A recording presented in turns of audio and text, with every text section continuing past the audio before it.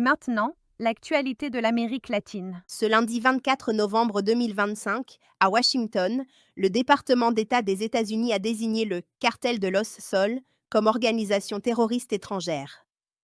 La décision a été transmise dans la journée à Caracas, où le gouvernement vénézuélien a rejeté l'accusation et dénoncé une manœuvre destinée à justifier une éventuelle intervention américaine. Le même jour, plusieurs compagnies aériennes ont annulé des vols vers le Venezuela en invoquant des risques liés à la situation sécuritaire. Le vendredi 28 novembre 2025, à Bogota, la compagnie publique Ecopetrol a présenté un plan d'investissement pour l'année 2026. Le document prévoit entre 27,5 et 29,5 billions de pesos destinés à l'exploration, à la production, aux infrastructures pétrolières et gazières, ainsi qu'à des projets d'hydrogène et d'énergie renouvelable. La direction a réaffirmé son objectif de maintenir les dividendes pour l'État tout en finançant la transition énergétique. Le vendredi 28 novembre 2025, à Mexico, la présidente Claudia Sheinbaum et l'homme d'affaires Ricardo Salinas Pliego se sont affrontés publiquement autour de litiges fiscaux et de licences dans les télécommunications.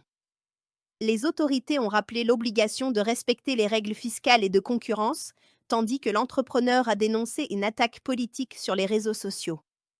Les procédures restent ouvertes devant les autorités fiscales et les régulateurs du secteur. Le vendredi 28 novembre 2025, à Lima, la présidente Dina Boluarte a annoncé son intention de décréter l'état d'urgence sur une partie de la frontière sud du Pérou.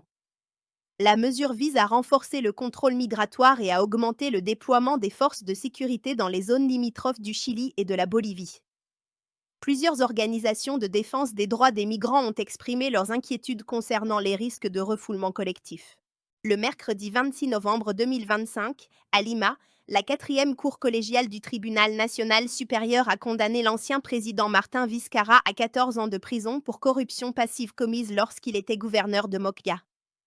Le jugement prévoit également 9 ans d'interdiction d'exercer une fonction publique et retient des versements d'au moins 2,3 millions de sols liés au projet Loma de Hilo et à l'hôpital de Moquegua.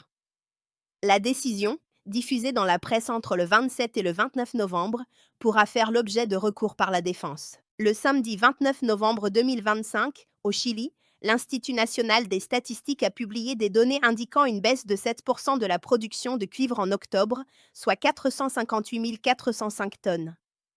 Le rapport montre aussi un recul de 0,4% de la production manufacturière sur un an. Ces chiffres alimentent les interrogations sur l'investissement minier et pourraient peser sur les cours mondiaux du cuivre. Le samedi 29 novembre 2025, au Nicaragua, les autorités ont libéré environ 40 opposants avant de les placer sous résidence surveillée. Les personnes concernées doivent se présenter régulièrement à la police, alors que les ONG soulignent que les charges restent maintenues. L'annonce, rendue publique le 30 novembre, relance les questions sur l'état des libertés politiques dans le pays. Le dimanche 30 novembre 2025, au Honduras, les électeurs participent au scrutin présidentiel dans un climat de méfiance envers les institutions.